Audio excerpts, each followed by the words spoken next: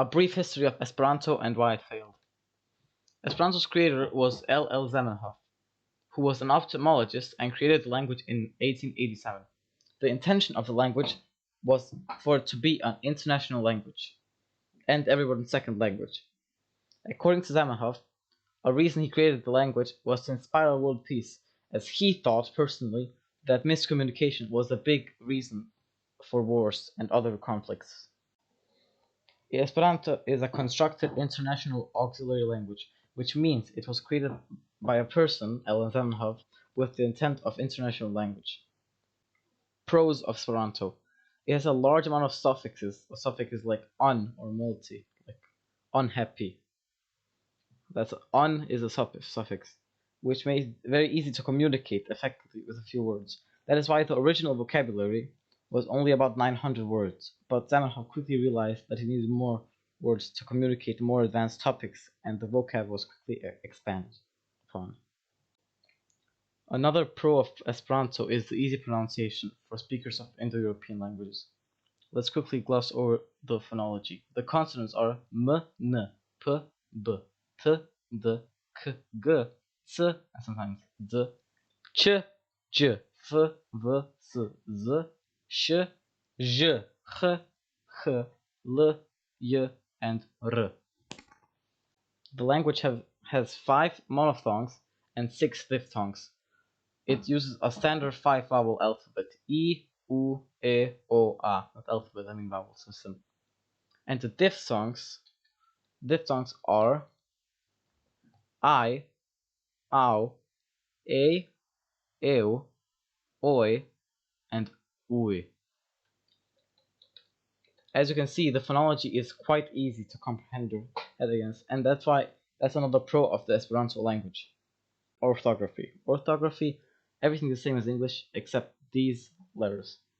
This is T, R, Ch, J, like in gem, H, J, Sh, and U. This is U like double O in English, like zoo, not U. U. Yeah. Cons of Esperanto. A large con in Esperanto is it's very hard for non-Indo-European speakers to understand in almost all aspects.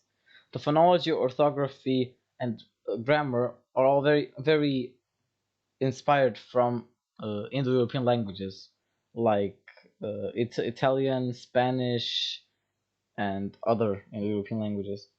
There are some words taken from Russian and Polish and stuff like that, but it's mostly in the Europe area, and there's also a lot taken from English. There's not a lot taken from language like Chinese, Japanese, and that's why it's very hard for people from China, Japan, or other non-European cultures and languages to learn this language.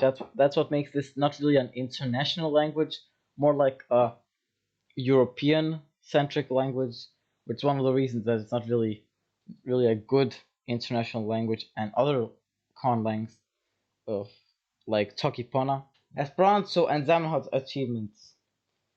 Zamenhof's achievements including his language talent, which made him learn Polish, English, German, Latin, French, and ancient Greek before finishing school.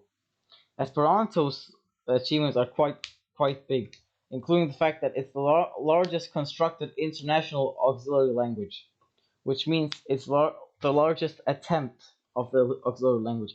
There are estimated 100,000 fluent speakers around the world. Esperanto is probably the end for the language. The language is getting less and less popular by the day. Only around 100,000 people speak it fluently. And even if some people think it's time to start using it again, it's not really the best attempt. Languages like Tokipona are much better, as they take inspiration from all languages around the world, which makes it easier to learn for all types of speakers. There's like a lot of alphabets, and yeah. Esperanto's too Eurocentric. It never really got way too popular, and people just a lot of politics happened, which caused people to learn English, Russian, Chinese instead, which made Esperanto fade out, and no one really cares for it anymore except that small community. So Esperanto's probably gonna die because it's not really getting taught to children anywhere. So yeah, it was a good attempt by L.L. Zamenhof. It's a good thought to try to make an international language to support peace and no wars, but it's not really the best execution. So yeah, that's why Esperanto is probably gonna be gone. So yeah, that's it. Yeah, that's it for about Esperanto.